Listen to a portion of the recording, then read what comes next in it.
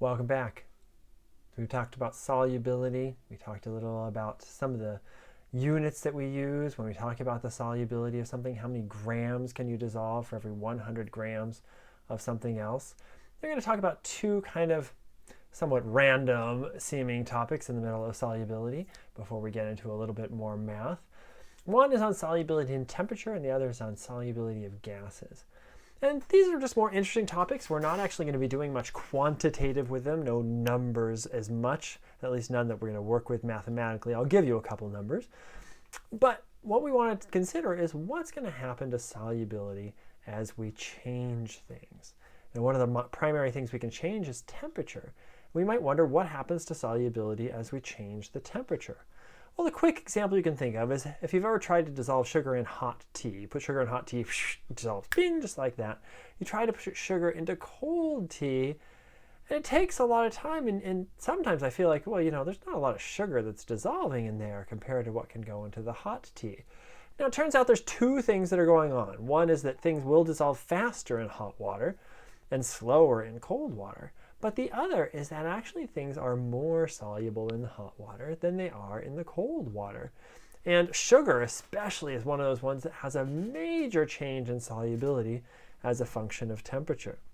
In fact, at 20 degrees Celsius, sugar dissolves about 200 grams of sugar for every 100 grams of water. Now, you might think to yourself, well, doesn't that kind of stretch the definition of solute and solvent because now you've got more sugar than water? Normally, we don't have to worry about that because there's so much less solute. But in this case, we generally measure things in moles, and there's a lot less moles of sugar than water because sugar is a fairly large molecule. But don't worry yourselves over that. I'm not going to test you on those kind of problems. It'll be pretty straightforward. But at 100 degrees Celsius, it's 500 grams of sugar for every 100 grams of water. And that's pretty amazing because 100 grams of water is not a lot of water. I thought I had my water bottle in front of me, but here's just a cup of water. 100 grams of water is only about that much water. It's not a whole lot of water, but I can dissolve 500 grams of sugar. That's more than a pound of sugar in that 100 grams of water, which is amazing. That's a huge difference in solubility. And part of it just has to do with the fact that things are moving faster. As they move faster, they're going to hit stuff harder. They're going to investigate things a little bit more, be able to go in different places. And so you get these huge increases in solubility. It turns out that not only do we see that at high temperatures, we see effects of that at low temperatures. I've got a picture here of a melted little popsicle. And if you've ever gone to the back of your freezer and found an old popsicle that had been there for maybe 1-2 years, usually it's pretty disgusting. I mean, it's kind of gooey, sticky, and it's got this weird consistency. And what's happening there? Well, it turns out the freezer that you put it in is probably what's called a frost-free freezer, which means you don't have to go and heat up the freezer and let it sit out for a while once every year or two to let all the ice melt off because it doesn't build up any ice. It's amazing. But how it doesn't build up any ice is periodically a few times a day, the heater or that the freezer actually turns on a small heater and quickly heats up all the ice that might build up on the sides, melts it, and it kind of drips down to a pan at the bottom where it evaporates. But that heating and cooling cycle means that the temperature in your freezer is actually not very even. It's always going up and down, up and down. Not a whole lot, but up and down, up and down. And what happens is every time you go up and then back down, the solubility of sugar in water goes down. And what will happen to your popsicle is the sugar will slowly start to freeze out of your popsicle because it keeps going this cycle where the solubility goes down and a little bit of sugar comes out. The solubility goes down and a little bit of sugar comes out. And eventually over time, this is years, this isn't weeks or days, the sugar actually starts to concentrate on the outside of the popsicle, and what you have left on the inside of the popsicle is more pure water. It's not pure water, but it's more pure than it was before because the sugar has kind of gone to the outside, which is why you get that sticky kind of gross effect. From a technical perspective, the popsicle is not bad. You could still eat it, but I don't know why you would, because not only is the popsicle good for its sugar, it's also good for its texture. I like texture in my foods. So that's what happens to solubility and temperature. Some things like salt, they also have an increase in solubility with temperature, but a very small one. So salt only goes up, I think, less than a gram for every, do I have that number here? No, I don't have that number here, but it's a very small amount that salt increases its solubility from 20 degrees Celsius to 100 degrees Celsius. But pretty much in general, the trend is that as temperature goes up, solubility goes up. There's a direct connection between the two of them. All right. The other thing that we might talk about, oops, wrong one, that we might talk about is solubility and gases. I've got a picture of a scuba diver there. I used to scuba dive a lot. And one of the things you learn very quickly as a scuba diver is that you can't just dive down all the way to the bottom, scuba dive for a long time, and then just come straight back up. Because what happens is you end up with something called the bends. And what the bends is that nitrogen bubbles form in your blood. And you don't want that because nitrogen bubbles are generally a bad thing in your blood. Any bubbles are bad in your blood when there's actually gaseous bubbles in there. And so what happens in that case? Well, it turns out if you have a very simple thing here, you've got a container, and let's seal the container actually, and it's water inside. And on top of that water, you've got gas. Now, in this gas, maybe you've got air, so you've got oxygen, you've got nitrogen, but you've got no carbon dioxide. If you've got no carbon dioxide in that, then there's no carbon dioxide in your water, right? Maybe there's some oxygen in your water. Does gas dissolve in water? You bet it does. That's how the fish live, right? They get oxygen gas out of what is dissolved in the ocean. Nitrogen gas will also dissolve in water. And so you will get some of that going in there. Now, of course, most of it just stays up in the gas. Not all of it goes into the water. Most of it stays in the gas.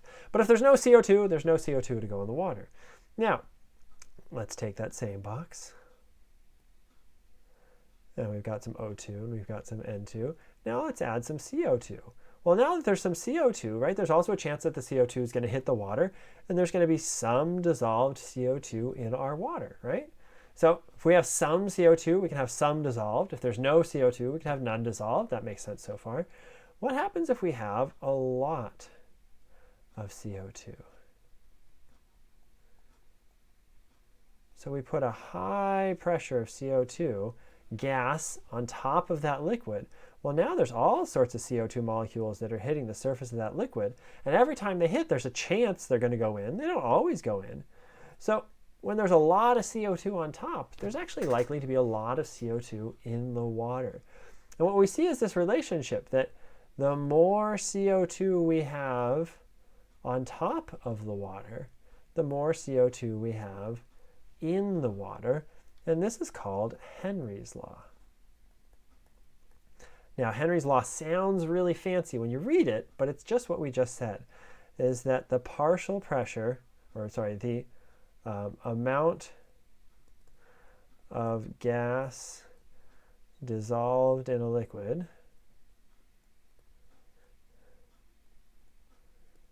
is proportional to the partial pressure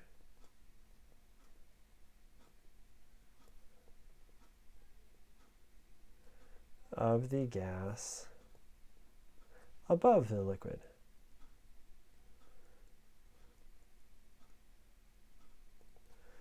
The amount of gas dissolved in a liquid is proportional to the partial pressure of the gas above the liquid. The more CO2 we have above, the more CO2 is dissolved in there. And you have real world experience with this. If you ever take a 2-liter bottle of soda, right, that's a very small opening, there's a little bit of air up top there. Mostly it's soda down here. But if you've never opened it before, that thing is firm. That thing is hard. Why? Because they have a very high pressure of CO2 on top of that bottle. Why? Because they want a lot of CO2. CO2 is what carbonates your soda and gives it that fizziness. They want a lot of CO2 in the soda, and so they put a high pressure of CO2 over the soda. When you open that bottle, what happens? The pressure goes down, and what do you get? You get these little bubbles coming out of the soda. Now, all of these bubbles are extra CO2. Because we have no CO2 up here anymore, that means less CO2 is going to dissolve in here. Henry's law. The more you have, the more dissolves. The less you have, the less dissolves. So less can dissolve in there now, but there's a lot dissolved in there, and so it comes out. What you actually technically have when you first open a soda is a supersaturated solution of carbon dioxide in water. Remember, supersaturated is more than can be dissolved. And that's why it forms those bubbles, is to come out and become just a regular saturated solution of carbon dioxide in water. So that is Henry's law. It works for all gases, including nitrogen.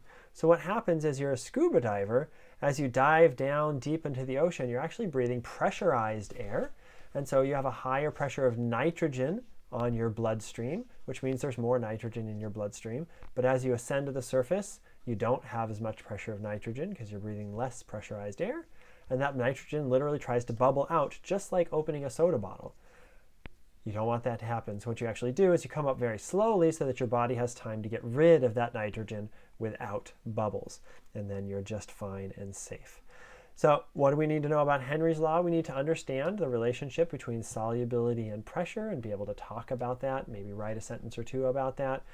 You don't need to memorize the formula law, but you do need to understand the result of the law, that the more gas we have above is the more gas we have inside.